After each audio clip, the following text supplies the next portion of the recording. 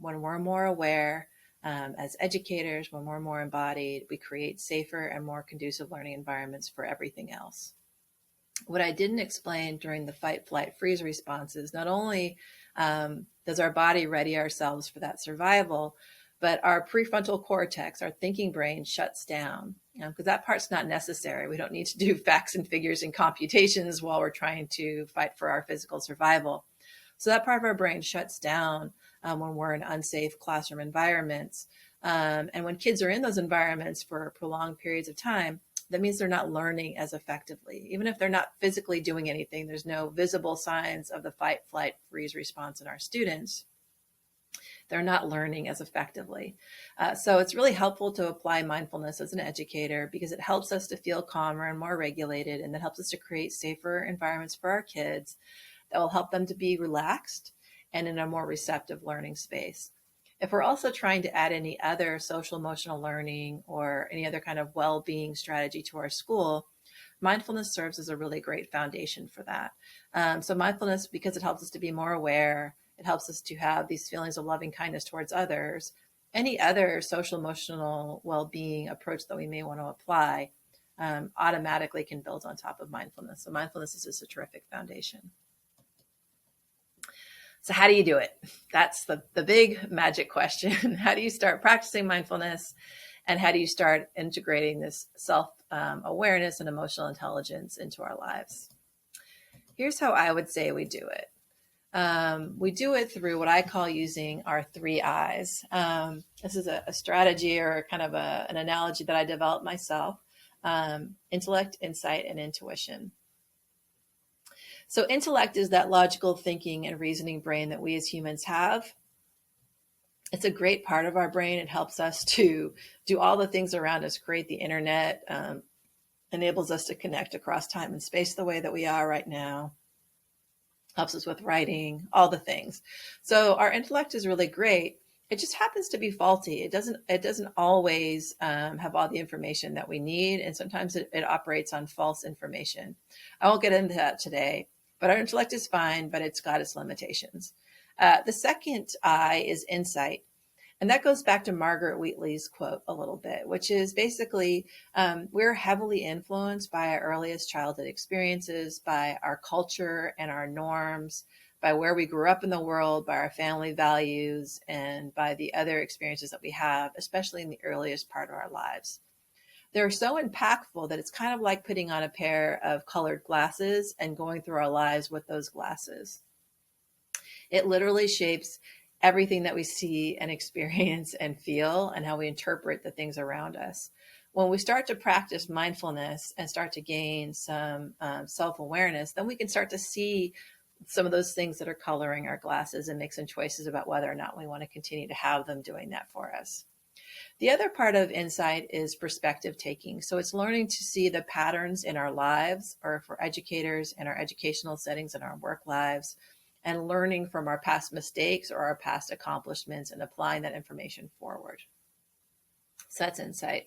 The third one is intuition, which has a lot to do with mindfulness, which basically means learning how to get out of our head and our intellectual thinking, that head fast thinking, and learning to slow down a little bit and learning to connect back in with our bodies, learning from an embodied body around our felt sense about what's happening for us, and learning to listen to that quiet voice, the quiet nudging that's there all along.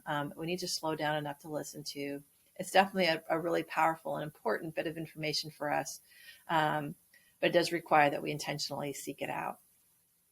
When we have all 3 lenses and put them together, and I'd say the ideal is that we spend our lives using all 3 lenses all at the same time. That's what I call the 3 eyes, and it's what gives us 3-dimensional seeing.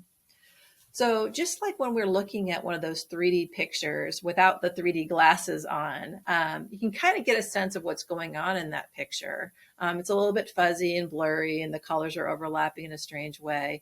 That's kind of what it's like to go through life using one lens alone. You get a pretty good sense of where you're going or what's true and important for you, but it's not totally clear. But when you start to use all 3 eyes together and you're learning to see with this 3-dimensional sight, it's like putting on a pair of those 3-dimensional glasses. suddenly that fuzzy image takes on a depth and perspective that you wouldn't have otherwise. You can see the dimensions, you can see around it, and it's kind of coming out at you. The same thing is true when we start to use the three eyes and start to look at our lives. Suddenly our challenges and our opportunities become much more clear. The places where we need to grow and develop become much more evident to us. And in our school and our educational settings, the places we need to go to grow and improve our school community also become much more clear. So they simply just help us to see things more clearly. Here's how this works in a school setting. I'm going to move my picture one more time. Okay. So this is the three eyes in education. So I'd say before, and it kind of goes back with my theme around like educators first, embodied and grounded educators, and the most important intervention in our classrooms and schools. The three eyes also begins with ourself first.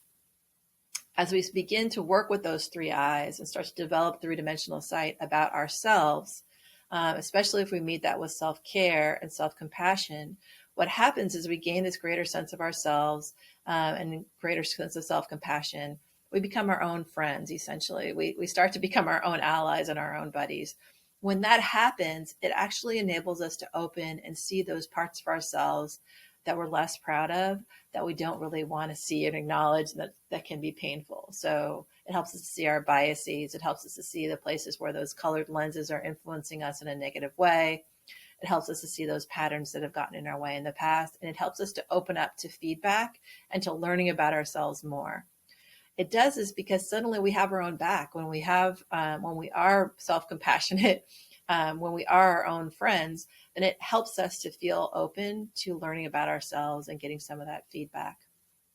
This is important because it helps us then to do the schoolwork. When we're more self-aware and we're more self-compassionate, then we're better to work with. We're easier to work with. People enjoy working with us more. So that readies us for schoolwork. Schoolwork is really also starts with kind of those relationship building things first. So I'd say as we start to do schoolwork, whether it's in our classroom or in our school or in our larger organization, it starts with building a culture of trust and accountability. So we want to make sure that people feel safe and included and able to be themselves and show up as themselves in their spaces. So that's number one.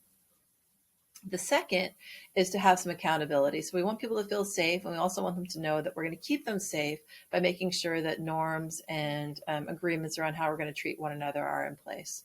Once that's there, that actually creates a space for culture and collaboration that wouldn't be there before. So it allows us to, when we feel safe, we're able to show up and collaborate with others, bring our full selves forward, and that allows us to do true transformation in our school communities. Because when we start to do that transformation and that work, inevitably something's going to come up that's going to help us learn about ourselves. It throws us back into that self-work again, gives us an opportunity to learn about ourselves a little bit more. The more we know about ourselves, the better able we are to do the schoolwork. And so on and on it goes, a self-work, schoolwork cycle. It can be helpful to think about this as a yin yang. For some people, I think this is an analogy that's supportive for them. So basically, you can imagine that self-work side is the yin side. When we deepen our relationships with ourselves, we're able to transform our lives and our personal relationships.